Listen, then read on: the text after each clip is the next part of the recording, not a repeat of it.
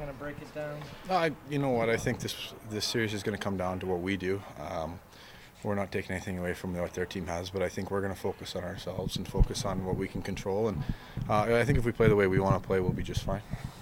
A lot of depth at a lot of positions on this team. Is that a good problem to have, having guys who can step in at a moment's notice if need be? Yeah, well, it's always good to have depth. I think you ask any team in the playoffs, and there always seems to be problems or things arise where you need extra bodies, and we're really deep, which is nice. So not only in the games it's going to be nice, but I think it raises the compete level in practice. So all in all, I think it's a good thing for everybody, and it's only going to make us better. Is there such thing as being too deep? No, I mean, you're asking the wrong guy. I don't know. I've never been too deep. So this is a deep club, no doubt about it. I don't think it's going to hurt us. It's been a couple of years since you were in the playoffs with the Checkers. How special is this for you, especially at this stage of your career? Yeah, no, it's great. I mean, I got to go in the playoffs a couple times overseas, and it's a little different over there, but looking forward to being back in the playoffs in North America, and anything I can do to help, I'll be willing to do. What is the switch that they talk about that flips for playoff hockey? How do you put that into words? Yeah, well, you know what, like we just talked about, it's one thing to experience it as a fan. I think sitting on your couch, you can even see it watching on TV, and then as a player, you can feel it. The practices mean more, the games mean more. This is why you play. I mean, the regular season is nice. The regular season's nice, but when it comes right down to it, we're all playing for the playoffs. So it's what we play for, and hockey players are pretty proud people, and this is what it's all about. You have 5 wins against the Wolves in the regular season. Does that give you an extra vote of confidence going into this playoff series? Yeah, absolutely. I think we fare very well as a team against the Wolves, to be honest. Even though we split the series, I like our chances as a team, and personally, I feel really good against them. They got some key players you have to be well aware of out there, but I like the way I've played against them this year. I like the way our team's played against them, and looking forward to it. What has this year been like for you? It's been, I don't know, how would you deem it? How would you kind of explain it to somebody? Lots of describing words. Exciting.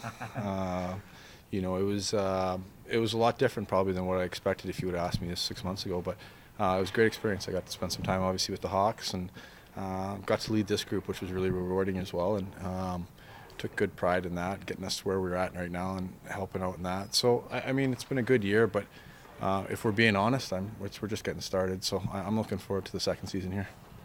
As a goalie, how do you prepare maybe differently for a playoff series when you know you're facing the same team over and over again? It's kind of what I said the first time, is getting back to doing what we can, controlling what we can control, and you can't worry too much about matching up and trying to play the lines and all this. I think it really comes down to winning every shift, winning your battles, doing all the little things that are going to help you to win. And those are all cliches that I said I'd never say in front of a camera, but they're all true this time of year. So that's really what it's going to take. And it doesn't matter who you're playing, if it's the same team 5 games in a row, 7 games in a row, or if you're playing different teams, you got to prepare. Like every puck matters and every play matters. You want to be out there every game, I'm assuming.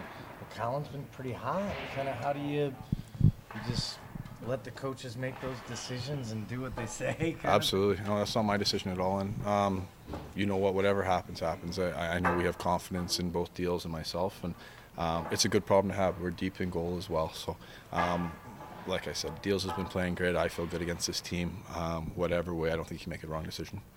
You've got a lot of experience in the playoffs. How do you help a locker room that has a lot of first-year pros get prepared for Game 1?